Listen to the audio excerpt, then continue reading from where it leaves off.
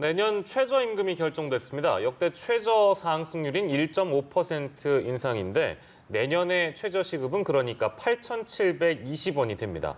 코로나19 상황 속에 자영업자가 무너지는 걸 막고 저임금 노동자들의 일자리를 지키는 게 먼저라고 봤습니다. 박진영의 출근길 인터뷰, 오늘은 권순원 최저임금위원회 공익위원을 만나 최저임금 결정 과정과 앞으로의 대안을 짚어보겠습니다. 현장에 나가 있는 박진영 기자 나와주시죠.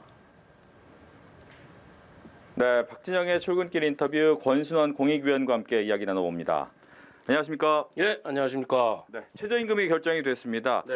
1.5% 역대 최저 인상률이라는 얘기가 나오고 있는데 어떻게 좀 평가를 하시는지요?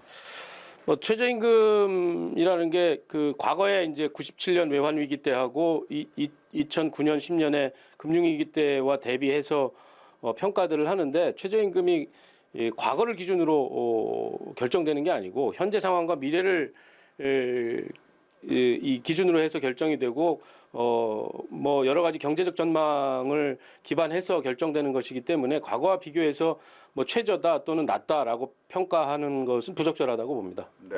이 최저임금 결정 과정에 우여곡절이 굉장히 많았고 논의도 어려웠다라고 하는데 논의 과정에서 가장 중요하게 생각했던 부분은 어디에 있었을까요? 아무래도 이제 코로나로 인한 경제 위기, 시장 영향 이런 것들이 지금 상당하기 때문에 뭐 일반적인 상황 하에서 예측할 수 있는 경제적 전망, 다시 말해서 경제적 불확실성을 판단하는 것이 가장 어려웠고, 아무래도 최저임금 결정하는데 가장 중요한 게 이제 앞으로 시장이나 경제가 어떻게 될 것인가라고 하는 것이 중요한 판단의 근거인데, 그런 것들을 데이터에 근거해서 판단하기가 상당히 어려웠습니다. 그런 것들 때문에 사실상 이번 최저임금 결정 과정에서 결론을 쉽게 내기 힘들었던 상황이었습니다. 네. 이번에 노동계에서는 이 결정에 대해서 받아들이기 어렵다라는 얘기를 하고 있고, 사용자 측 역시도 동결이 되었어야 되는데 좀 옳은 것 아니냐라는 이야기도 있고, 이 갈등의 봉합은 어떻게 좀 진행이 돼야 될까요?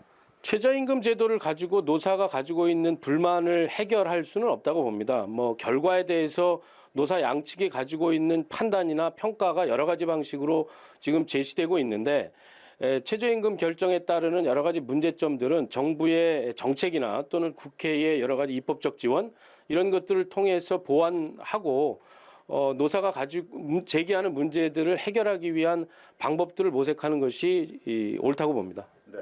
근데 이제 매번 최저임금을 정할 때마다 나온 얘기이긴 하는데, 결과적으로 공익위원과 관련해서 정부의 안이 어느 정도 되는 것 아니냐. 하지만 이렇게 합의가 잘대로 안 되기 때문에 이런 합의를 이끌어내기 위해서 어떤 대안이나 대책 어떻게 좀 바뀌면 좋을까요?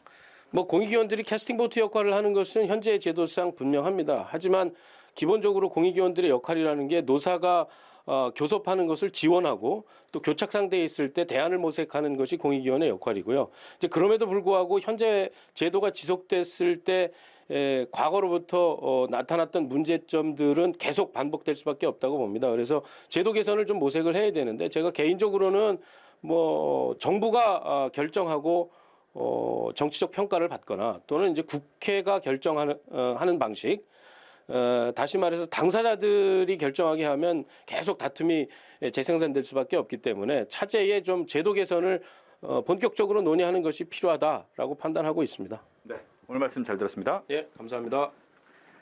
지금까지 박진영의 출근길 인터뷰였습니다.